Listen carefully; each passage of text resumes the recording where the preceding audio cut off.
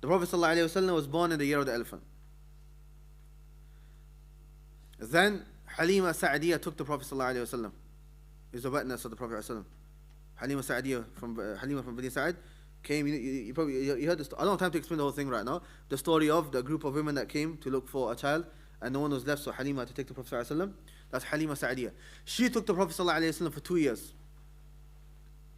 Then after the second, because the custom was to take him for 2 years, right? That was the custom of the Arabs, and the reason for that is because the Bedouins, the Arabic was, on point.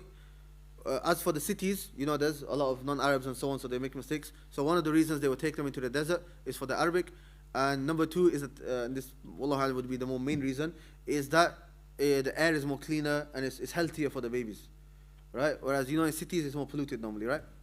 Anyway, she took her for 2 years. The custom was 2 years. So after 2 years, she went back to the Prophet's mother, Amina, and asked for an increase. I want him for longer, because she saw the barakah that was there. So eventually she agreed. So the Prophet ﷺ stayed with the Halima Sa'diyah until the age of 5. Until the age of 5. Then at the age of 5, the incident of the opening of the chest took place for the first time.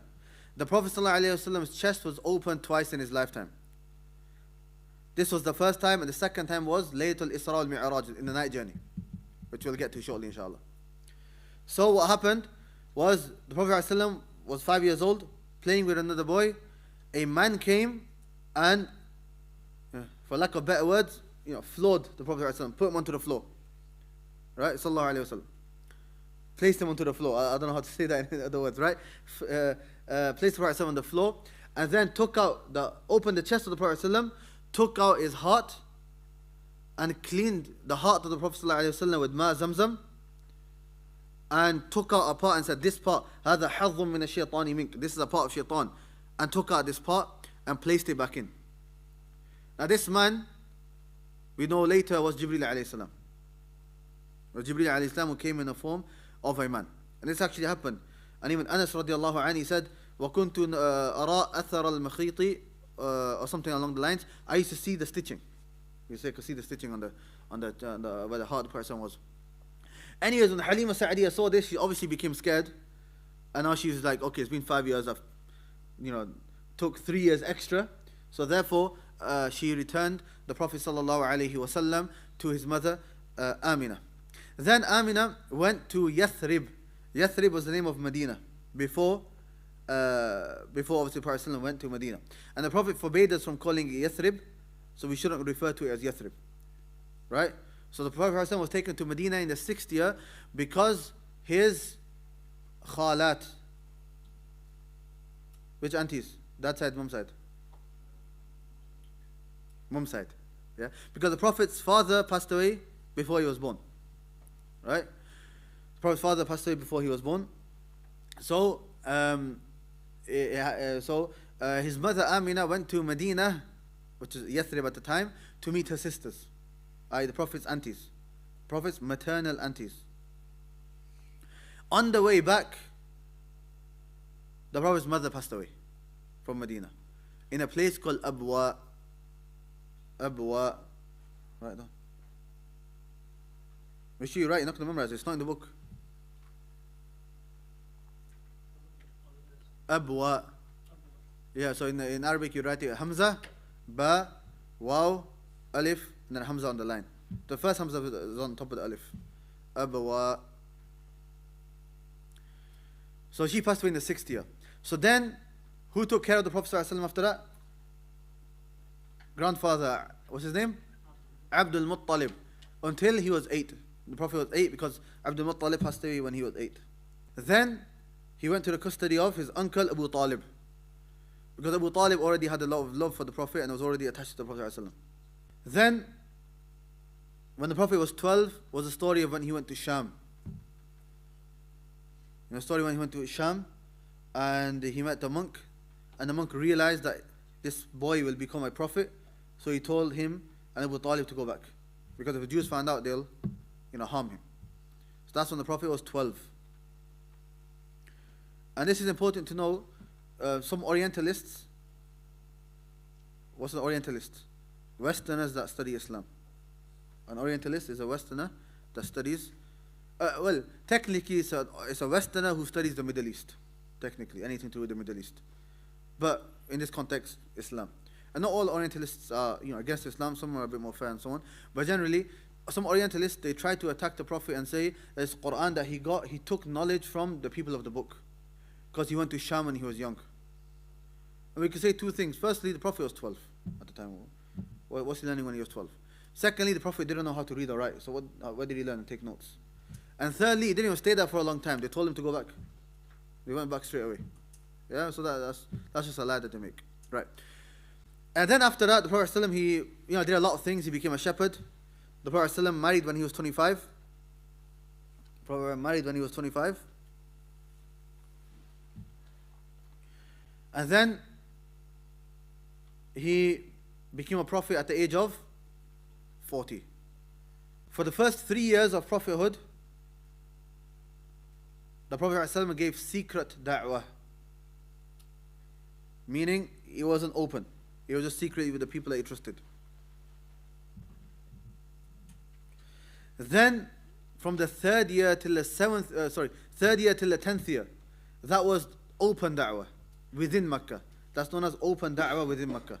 Right? So now this is why in the third year, this is what the Prophet ﷺ claimed, when Allah revealed the ayah, وَأَنذِرْ عَشِيرَتِكَ الْأَقْرَبِينَ, warn your close family members. I.e., right, stop calling the Quraysh now. So the Prophet ﷺ climbed the mountain of Safa,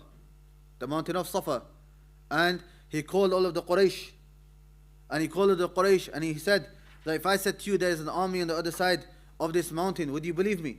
And they said, yes, we have never heard you to ever speak any lies. So he said, therefore, فَإِنِّي لَكُمْ نَذِيرٌ بَيْنَ يَدَيْ عَذَابٍ شَدِيدٍ, that I am a warner sent to you to warn you of a severe punishment. Right? And then that's the story when Abu Lahab then attacks the Prophet. And he says, أَلِهَذَا جَمَعَتَنَا, is this why you've gathered us? For this reason. Like, we got businesses, we close our business to listen to you for this. So, تَبًّا لَكَ. Right? Which is basically like, woe to you, may you perish. Basically made a dua against him. Basically cursed him. And that's what Allah SWT brought down.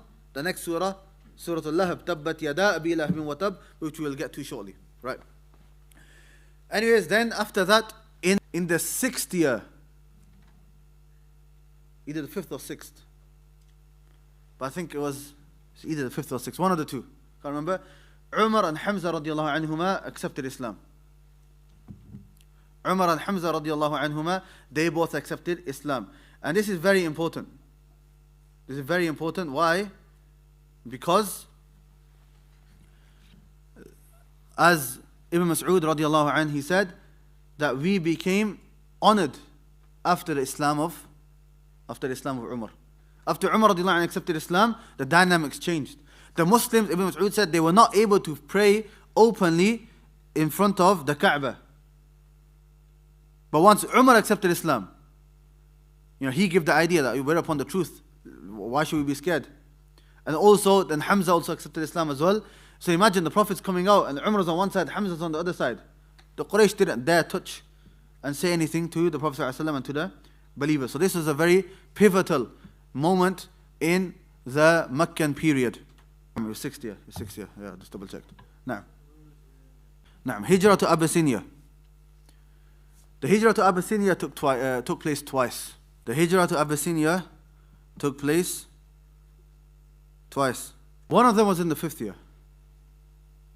The other one, the second one was in the 7th year. No, 7th year. 5th year and 7th year. In the 10th year, that's when the Prophet's wife and his uncle Abu Talib passed away.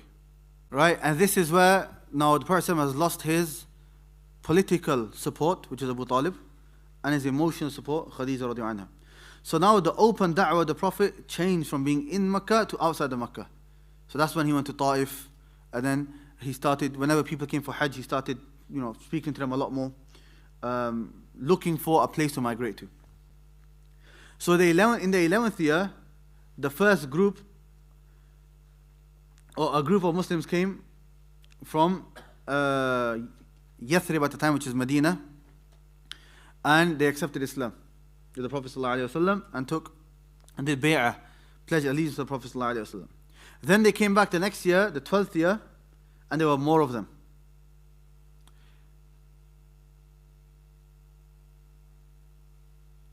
And then in the one thing I mentioned to you, which was, and I got the date slightly wrong. I said people came from Medina, right? Which year did I say? I say 11th. It's not 11th, it's 12th. The first time they came was 12th.